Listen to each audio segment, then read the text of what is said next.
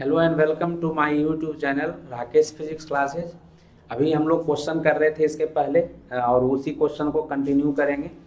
तो क्वेश्चन जो है हमारा जहाँ पे था, क्योंकि मैं ये बता रहा था कि जो हमारा ट्रांजिस्टर होता है वो उभयनिष्ठ उत्सर्जक की दशा में उसके अंदर जो वोल्ट का लाभ होता है हमें सबसे अधिक मिलता है। उभयनिष्ठ उत्सर्जक है, चाहे वो पीएनपी का हो चाहे एनपीएन का हो, लेकिन एनपीएन अगर है तो और भी अच्छी बात है ना, क्योंकि आपको उसके अंदर जो है सबश्रेष्ठ बोला जाता है, क्योंकि उसके अंदर इलेक्ट्रॉन की संख्या जो होती है ज्यादा होती है, जो कि मुख्य धारावाहक होता है। तो एनपीएन ट्रांजिस्टर अगर हो तो और भी अच्छी बात है ना।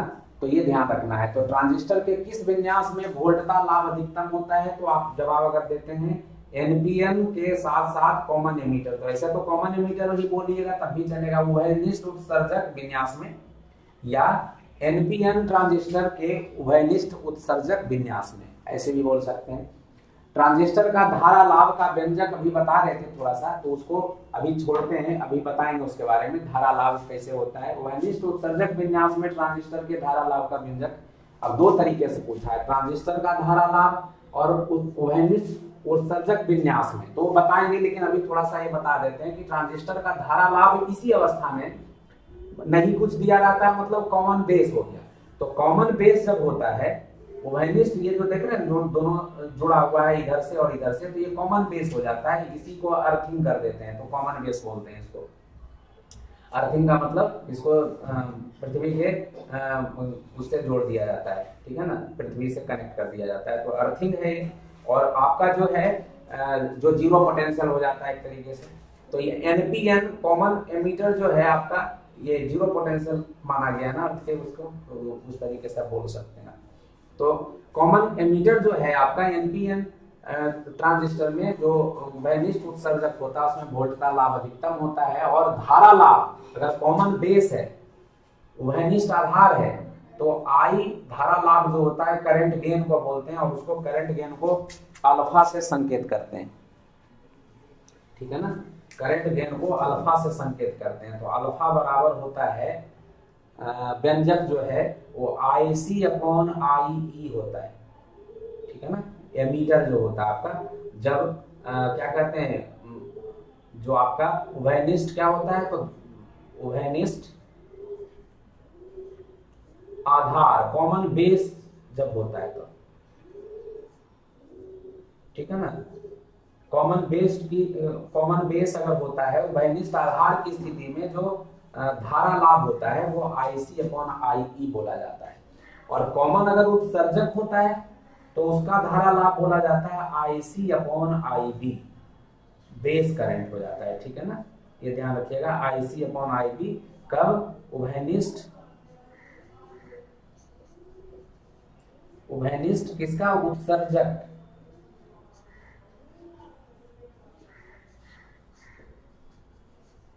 की स्थिति में, उभयनिष्ठ उत्सर्जक की स्थिति में उसको बोलते हैं IC अपॉन IB। उत्सर्जक एक एमीटर हो गया, वो कॉमन हो गया, तो एमीटर जब कॉमन होता है तो IC अपॉन IB, और जब IC अपॉन IE होता है तो उसको बोलते हैं उभयनिष्ठ आधार की स्थिति में, तो उसको करंट गेन या धारा लाभ बोला जाता है उस स्थिति में, ठीक।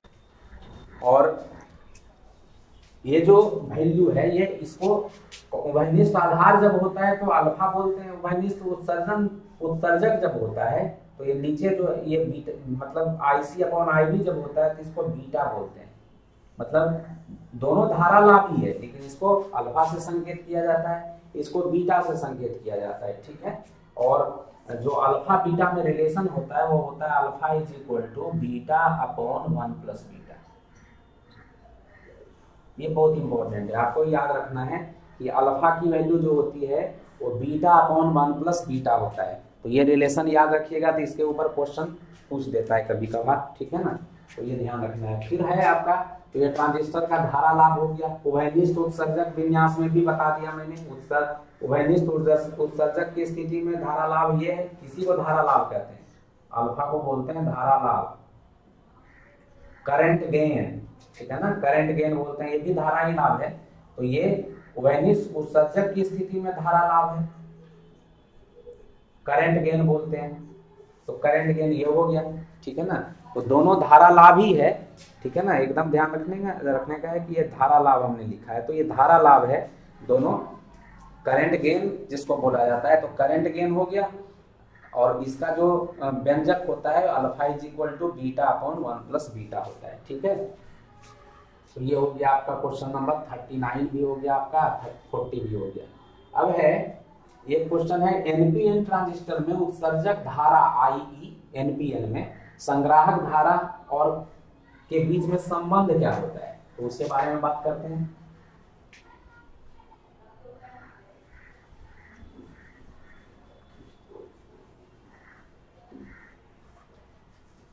तो एनपीएन ट्रांजिस्टर जो है उसमें कह रहा है आपका एनपीएन ट्रांजिस्टर, तो एनपीएन ट्रांजिस्टर दोनों में एक ही होगा, एनपीएन ट्रांजिस्टर ले लिया,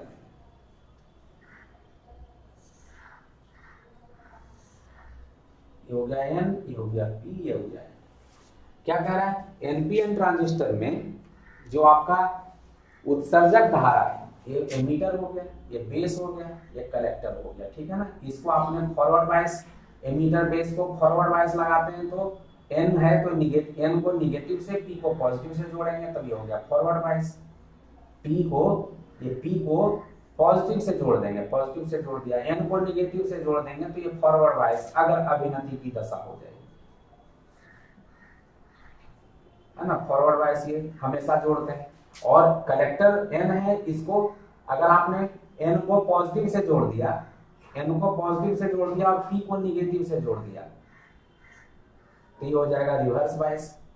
एन को पॉजिटिव से जोड़ दिया और पी को निगेटिव से जोड़ दिया, तो ये हो गया रिवर्स बायस। तो ये हो गया अग्र अभिनति की दशा इधर वाला, और ये हो गया उत्क्रम अभिनति, अभी बताई थी आपको उत्क्रम अभिनति की दशा। तो ये एक हो गया अग्र अभिनति और एक हो गया उत्क्रम अभिनति, जो हमने आपको बता रखा है पहले, इसके जस्ट पहले भी बताया, पिछले वाले वीडियो में भी बताया, है ना। तो ये जो है ध्यान रखना है कि ये एमीटर बेस में एमीटर एन है वो निगेटिव से जुड़ा हुआ है और पी पॉजिटिव से जुड़ा हुआ है, तो ये हो गया फॉरवर्ड बायस अग्र अभिनति की दशा। कलेक्टर में एन जो है वो पॉजिटिव से जुड़ा हुआ है, पी निगेटिव से जुड़ा, पी जब निगेटिव से जुड़ जाए, एन जब पॉजिटिव से जुड़ जाए, उल्टा एन निगेटिव होता है पॉजिटिव से जुड़ जाए, पी पॉजिटिव निगेटिव से जुड़ जाए, तो इसको उत्क्रम अभिनति बोलते हैं। अब इसमें करंट कैसे फ्लो करता है, तो हमने क्या कहा था, इलेक्ट्रॉन के अंदर क्या होता है, एन के अंदर क्या होता है, इलेक्ट्रॉन्स होते हैं, है ना, इलेक्ट्रॉन होते हैं ये वाले। और इसके अंदर क्या होता है, तो होल होता है। इसके अंदर क्या होता है, इसके अंदर भी इलेक्ट्रॉन होता है, जरा देखते हैं कैसे काम करता है ना। इसके अंदर भी इलेक्ट्रॉन होता है। अब जरा देखिए, ये निगेटिव है और यहाँ पे ये निगेटिव टर्मिनल से जुड़ गया तो निगेटिव हो जाएगा, ये पॉजिटिव से जुड़ा हुआ है और ये वाला भी पॉजिटिव से जुड़ा हुआ है। इस तरीके से अगर इन दोनों को केवल देखें तो क्या दिख रहा है आपको, ये जो नेगेटिव है, ये जो पॉजिटिव टर्मिनल है, इसके इन दोनों में ये बी जो है पॉजिटिव से जुड़ा हुआ है, तो क्या करेगा, पॉजिटिव किसको अट्रैक्ट करेगा, इलेक्ट्रॉन को। और ये होल क्या करेगा, होल भी कर सकते हैं इलेक्ट्रॉन, ये तो क्या कहते हैं, वैलेंस बैंड है, तो इसके अंदर आपका जो है कह सकते हैं कि इसके अंदर होल्स रहते हैं और इसके अंदर इलेक्ट्रॉन्स रहते हैं। अब इलेक्ट्रॉन को क्या करेगा, ये पॉजिटिव टर्मिनल खींचेगा। पॉजिटिव टर्मिनल क्या करता है, इलेक्ट्रॉन को खींचेगा। तो ये जो पॉजिटिव टर्मिनल है, कहीं पे भी देख रहे हैं पॉजिटिव से कनेक्ट कर दिया, तो ये जो यहाँ पे है ये पॉजिटिव हो गया। पॉजिटिव क्या करेगा, तो इलेक्ट्रॉन को खींचेगा, है ना, इलेक्ट्रॉन को खींचेगा। पॉजिटिव नेगेटिव के बीच में आकर्षण ही तो होगा, तो ये पॉजिटिव नेगेटिव को खींचेगा, मतलब इलेक्ट्रॉन जो है यहाँ पे जो दिख रहा है आपको, ये सारा इलेक्ट्रॉन एन में जो दिखेगा वो इस डायरेक्शन में जाता हुआ दिखना चाहिए, ठीक है ना, क्योंकि ये पॉजिटिव नेगेटिव को अट्रैक्ट कर रहा है, तो इलेक्ट्रॉन इस डायरेक्शन में मूव करेगा। जो कलेक्टर में जो इलेक्ट्रॉन होगा वो पॉजिटिव का अट्रैक्शन होगा तो इधर जाएगा। ये जो आपका एमीटर बेस में दिख रहा है ये पॉजिटिव, तो पॉजिटिव इलेक्ट्रॉन को खींचेगा, क्योंकि एमीटर बेस कैसे हमने कहा फॉरवर्ड बायस में होता है, तो पीएन जंक्शन का इलेक्ट्रॉन इधर जाएगा। इलेक्ट्रॉन इधर जब आएगा, मान लीजिए ये इलेक्ट्रॉन आता है यहाँ पे, है ना, और ये प्लस क्या करेगा, तो होल को क्या करेगा, रिपेल करेगा। तो इलेक्ट्रॉन जैसे ही यहाँ पे आएगा, मान लीजिए कोई इलेक्ट्रॉन क्रॉस करके आ गया, तो इसके अंदर आकर के इसके अंदर इलेक्ट्रॉन बैठ जाएगा, तो ये वैलेंस बैंड बन जाएगा, तो ये एक इलेक्ट्रॉन और एक होल खत्म हो जाएगा, ठीक है ना। तो ये जो होता है, कहने का मतलब क्या है कि इलेक्ट्रॉन इधर आ रहा है, ऐसे आ रहा है, और होल क्या होगा, निगेटिव के साथ अट्रैक्शन फील करेगा, तो ये देख रहे हैं होल पॉजिटिव की तरह बिहेव करता है, यहाँ निगेटिव जुड़ा हुआ है तो इधर जाएगा, मतलब होल का मूवमेंट उधर हो रहा है, इलेक्ट्रॉन का मूवमेंट इधर हो रहा है। तो इलेक्ट्रॉन जिस डायरेक्शन में फ्लो करता है वो ये है। इसका मतलब क्या हुआ, इलेक्ट्रॉन अगर आपका इधर आ रहा है और होल इधर जा रहा है तो करंट का डायरेक्शन किधर होता है, तो जिधर आपका निगेटिव चार्ज फ्लो करता है उसके अपोजिट डायरेक्शन में, है ना। इससे ये पता चलता है कि जो यहाँ इलेक्ट्रॉन जब इधर आ रहा है, ऐसे आ रहा है इलेक्ट्रॉन, ऐसे इधर आएगा, यहाँ से घुस जाएगा अंदर, प्लस है, तो इलेक्ट्रॉन जब इधर आ रहा है इस डायरेक्शन में, इसका मतलब इलेक्ट्रॉन का मूवमेंट इधर हो रहा है, तो करंट इधर होना चाहिए। तो बेस के अंदर करंट जो हो जाएगा इस तरीके से होता है, आई वी ऊपर के डायरेक्शन में। इलेक्ट्रॉन चूंकि बाहर निकल के आ रहा है, जो मैं दिखा रहा हूं कि इलेक्ट्रॉन का मूवमेंट ऐसे है, ये इलेक्ट्रॉन ऐसे आ रहा है तो ऐसे निकलेगा, प्लस से अट्रैक्शन होगा तो इस तरीके से आएगा। ठीक है, ये बात समझ में आ रही है।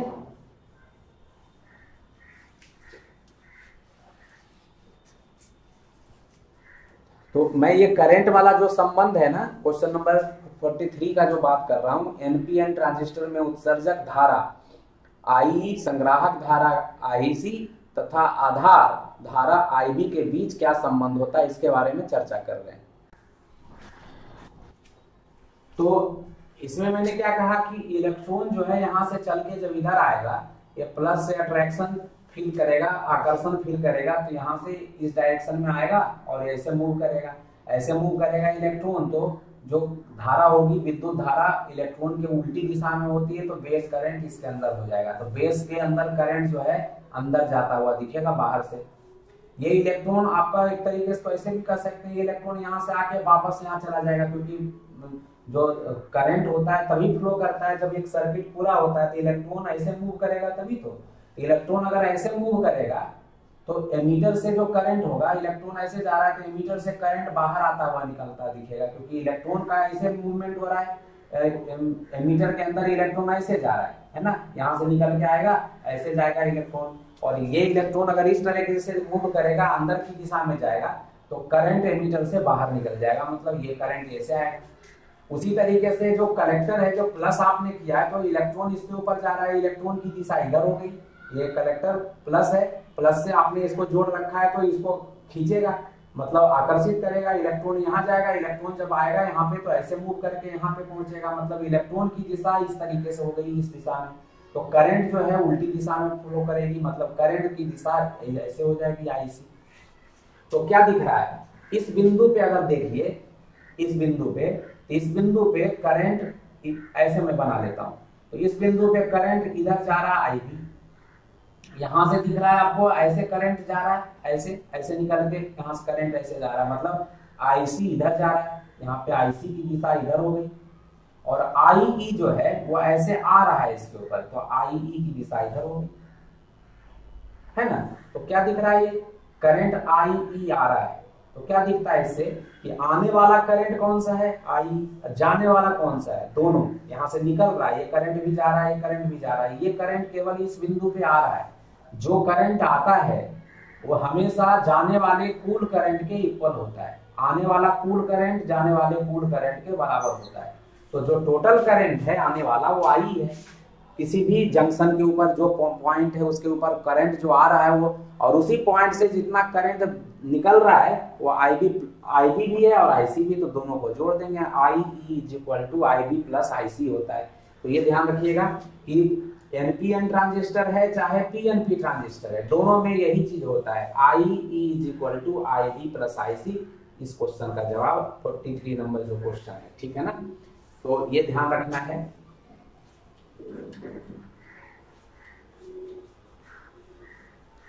फिर है आपका, और इसी के आधार पे आपको बनाना पड़ता है जो इसका संकेत होता है। एनपीएन ट्रांजिस्टर अगर है तो एनपीएन ट्रांजिस्टर में हमने बेस लिया है ना, यहाँ पे बेस है, तो बेस इस तरीके से बनाते हैं। बेस को अगर आप कैसे भी बना सकते हैं, ये हो गया, मान लेते हैं बेस ऐसे बना लेते हैं, तो बेस ये हो गया आपका, बेस के से एक पॉइंट निकाल दिया आपने, ठीक है ना। एक ये निकालते हैं जो हो गया एमीटर, और एक इधर बनाते हैं जो होता है कलेक्टर। अब ये हो गया कलेक्टर, ये हो गया एमीटर। अब क्या दिख रहा है, अगर एनपीएन अगर है ना, एनपीएन का मतलब ये वाला पी होगा, ऐसे ध्यान से देखिएगा तो ये वाला पी हो गया, ये एन हो गया, ये एन हो गया। अब ध्यान ये रखना है कि अगर एमीटर एन है तो इसका मतलब ये पॉजिटिव है, तो इलेक्ट्रॉन तो पी के तरफ जाएगा। इलेक्ट्रॉन एन में इलेक्ट्रॉन ज्यादा होता है तो पी के तरफ जाएगा, है ना। इसका मतलब इलेक्ट्रॉन जब पी के तरफ जाएगा तो करंट उसके उल्टा होगा, मतलब एरो ऐसे बना देगा, करंट ऐसे होगा, एमीटर करंट ऐसे आ जाएगा, है ना।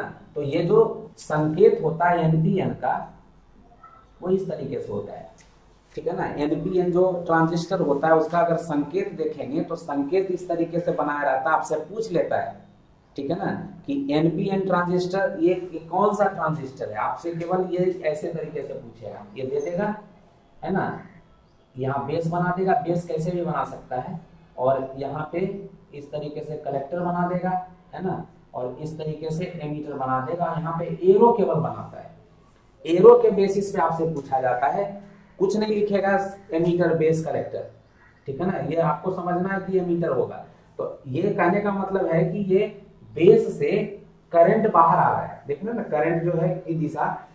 तो मैंने क्या बताया, एन है इलेक्ट्रॉन, पी है यहाँ पे होल, ये जो है आपका एनपी हो गया, एनपीएन ट्रांजिस्टर। तो इसका मतलब ये है कि अगर इलेक्ट्रॉन यहाँ पे है, यहाँ होल है, तो इलेक्ट्रॉन अट्रैक्शन फील करेगा पॉजिटिव से, तो इधर जाएगा, इधर जाएगा तो करंट की दिशा उल्टी हो जाएगी। तो अगर ऐसा बना हुआ है तो एनपीएन ट्रांजिस्टर, आपसे पूछेगा कौन सा ट्रांजिस्टर है ये, तो एनपीएन।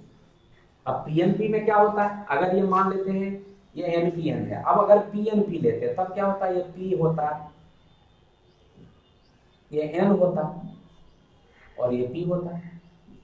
कलेक्टर, ये एमीटर पी होता है, कलेक्टर पी होता है, बेस जो है एन हो जाता है। अब जरा देखिए इसमें कि अगर इसके अंदर देखेंगे तो आपका इलेक्ट्रॉन यहाँ है, यहाँ होल है, यहाँ भी होल है, तो इलेक्ट्रॉन इधर जाएगा, इलेक्ट्रॉन किधर जाएगा, होल के दिशा में। होल पॉजिटिव होता है, इलेक्ट्रॉन निगेटिव होता है, पॉजिटिव को इलेक्ट्रॉन को खींचेगा तो इसका मतलब इलेक्ट्रॉन इधर जाएगा। इलेक्ट्रॉन जब इधर जाएगा तो करंट की दिशा उल्टी हो जाएगी। अगर करंट ऐसे बनाया हुआ है, ऐसे हो जाए या बीच में इस तरीके से बना दे, इस तरीके से बना दे, तो एकदम ध्यान रखिए कि वो पीएनपी ट्रांजिस्टर है, ठीक है ना। तो ये ध्यान रखना है कि करंट की दिशा अगर बाहर निकले, बेस से बाहर निकले, देखते हैं बेस के अंदर जा रहा है तब पीएनपी ट्रांजिस्टर। जब बेस के, ये वाला बेस है, ये इसी को तो बेस कहते हैं आप, बेस से के अंदर आ रहा है तो पीएनपी ट्रांजिस्टर, बेस से बाहर जा रहा था तो एनपीएन ट्रांजिस्टर। तो ये संकेत होता है ट्रांजिस्टर का। तो वो भी संकेत के बारे में हमने भी जिक्र नहीं किया था, तो ये संकेत है आपका जो आपको ध्यान रखना है कि पीएनपी ट्रांजिस्टर का संकेत क्या होता है, तो ये होता है। एनपीएन ट्रांजिस्टर का संकेत क्या होता है, तो एनपीएन ट्रांजिस्टर ऐसे भी बनाया रहता है, तो इसमें भी कंफ्यूज नहीं करना आपको। जो ये लाइन बनाया रहेगा इसको बेस बोलते हैं, एकदम ध्यान रखना है, इसको बेस बोलते हैं, बी, ठीक है ना, इसको बेस बोलते हैं। तो ये हो गया बेस, एक एमीटर होगा, एक कलेक्टर होगा, एमीटर कोई भी, कलेक्टर कोई भी। अब एरो यहाँ से, जिसपे एरो बना रहता है वही एमीटर रहता है, जिसपे एरो नहीं बना रहता है वो कलेक्टर होता है। एरो बना हुआ है, अगर मान लीजिए इसमें क्या करें, बेस से बाहर आएगा करंट, बेस से बाहर आएगा करंट, ठीक है ना, तो इसको बोलेंगे हम एनपीएन ट्रांजिस्टर। बेस से करंट बाहर आ रहा है, बेस के करंट अंदर जा रहा है, बेस हो गया, ये एमीटर हो गया, ये कलेक्टर हो गया। बेस के करंट अंदर जा रहा है, पीएनपी ट्रांजिस्टर। बेस से करंट बाहर आ रहा है, एनपीएन ट्रांजिस्टर। ये संकेत में भी पूछ लेता है आपसे कि कौन सा ट्रांजिस्टर है ये, एक नंबर का क्वेश्चन है। तो ये हो गया ट्रांजिस्टर की रचना में। अब ये हो गया संबंध बता दिया, I = IB + IC। ट्रांजिस्टर की रचना में प्रयुक्त सर्वाधिक सामान्य पदार्थ तो वही होगा एनपीएन ट्रांजिस्टर बनाए या पीएनपी ट्रांजिस्टर बनाए। सब में तो आपको एन टाइप या पी टाइप सेमीकंडक्टर का यूज करते हैं।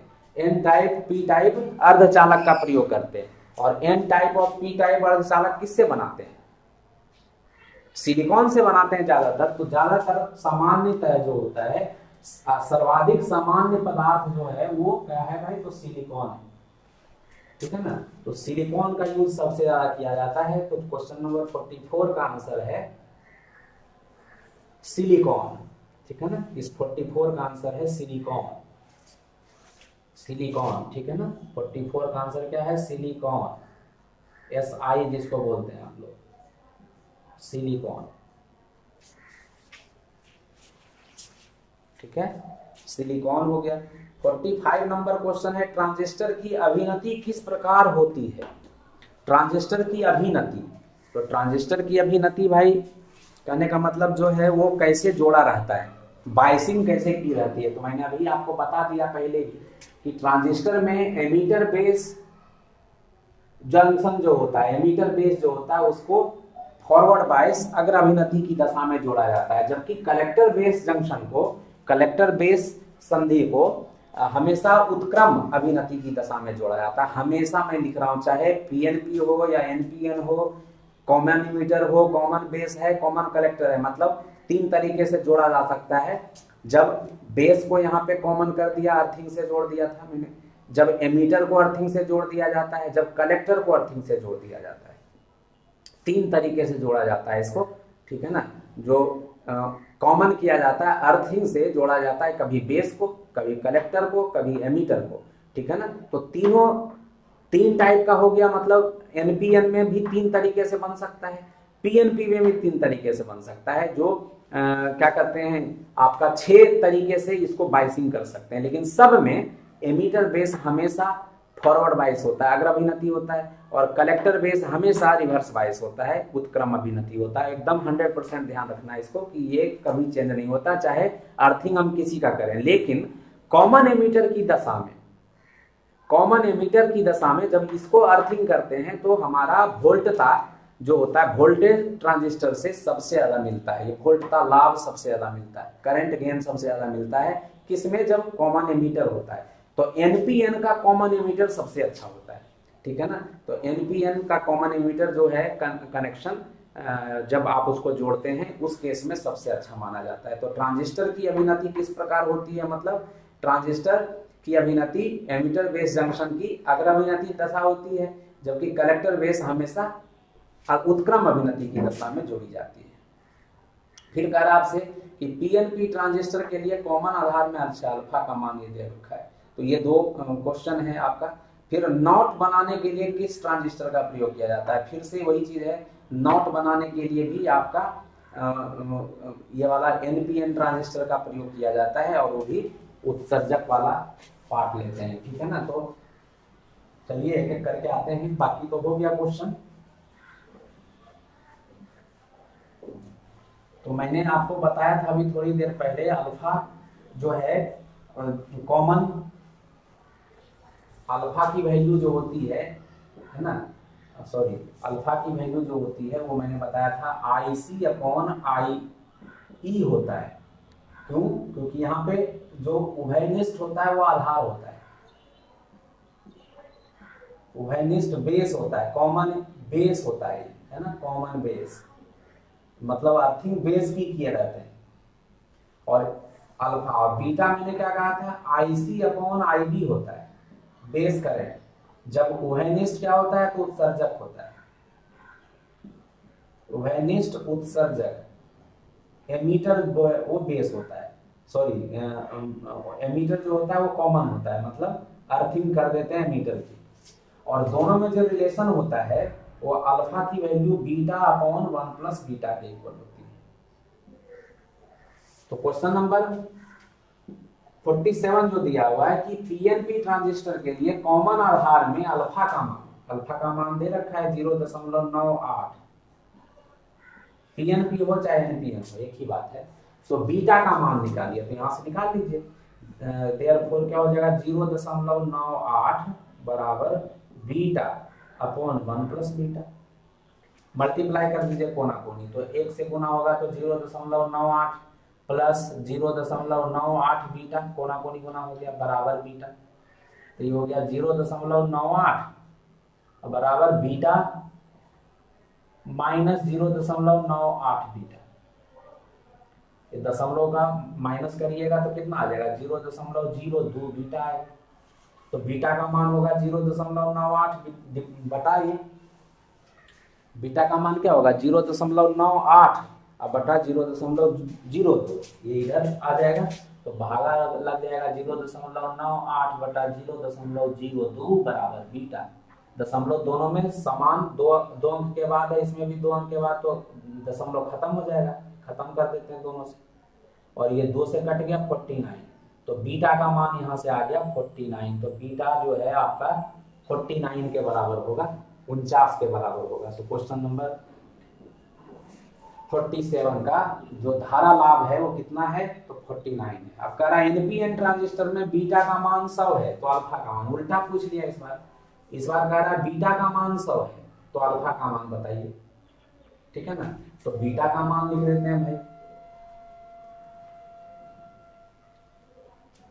बीटा का मान 100 है, कोई भी ट्रांजिस्टर रहे, फॉर्मूला दोनों के लिए, एनपीएन के लिए भी पीएनपी के लिए भी सेम ही है, दोनों के लिए, इसके लिए भी सेम, इसके लिए भी सेम। तो इसमें जो है अल्फा, ये एनपीएन जो है उसके अंदर बीटा का मान 100 है तो अल्फा का मान पूछ रहा है, तो अल्फा होता है बीटा बटा 1 प्लस बीटा, तो बीटा का मान 100 हो गया बटा 1 प्लस 100 101 हो गया, तो 101 से भाग दे दीजिए 100 को, तो कितना आ जाएगा, दशमलव दीजिएगा तो 0, 9 बार का लगेगा तो 909 हो गया, 1 9 1 10, 9 1 10 0 हो गया, फिर से 9 बार का लगेगा 909, इसका मतलब 0.99 हो जाएगा, ये अल्फा का मान हो जाएगा, ठीक है। तो अल्फा का मान ये गैप संधि में बताया ही आपको कि इससे जो पीएन जंक्शन बनता है या लाइट इमिटिंग डायोड बनता है उसमें लाल एवं हरा 2 कलर का प्रकाश सबसे ज्यादा उत्सर्जित होता है।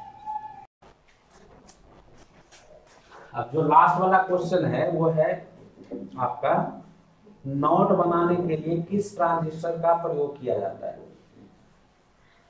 नॉट गेट की बात कर रहे हैं, नॉट गेट बनाने के लिए किस ट्रांजिस्टर का प्रयोग किया जाता है। नॉट कैसे बनाए थे, ये वाला नॉट गेट था, इसमें एक ही आपका क्या कहते हैं निवेशी होता है, इनपुट एक ही होता है, एक निवेशी होता है, एक आउटपुट होता है, निर्गत जो होता है वो भी एक ही होता है ना, निर्गत भी एक ही होता है,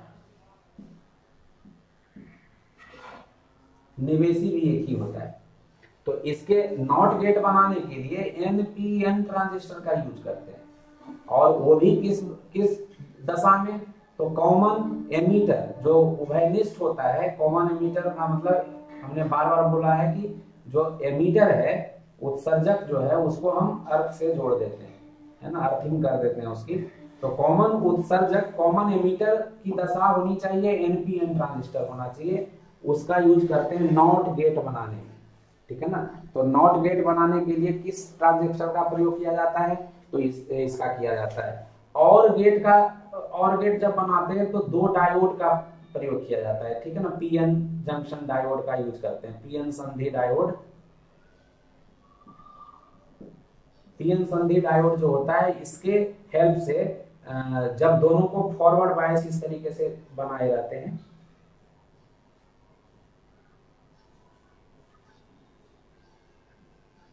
ठीक है ना, यहाँ से और लोड पे लेते हैं, कहने का मतलब इस तरीके से। तो ये जो होता है उसको और के लिए यूज करते हैं, और एंड में ये दोनों को उल्टा बनाए रहते हैं। तो ध्यान रखना है कि इसमें भी 2 डायोड का यूज करते हैं और इसमें भी 2 डायोड का यूज करते हैं, लेकिन उतना आपको नहीं है पढ़ना किस तरीके से, लेकिन अगर पूछ दिया जाए तो 2 डायोड यहाँ भी एंड में भी यूज करते हैं, ठीक है ना, 2 डायोड का यूज यहाँ भी किया जाता है एंड वाले में, और में भी 2 डायोड का यूज करते हैं। एनपीएन ट्रांजिस्टर में ध्यान रखना है कि एनपीएन ट्रांजिस्टर का वो हेनिस्ट उत्सर्जक जो होता है उसमें नॉट गेट बनता है, तो नॉट गेट बनाने के लिए उसका प्रयोग हम करते हैं, ठीक है।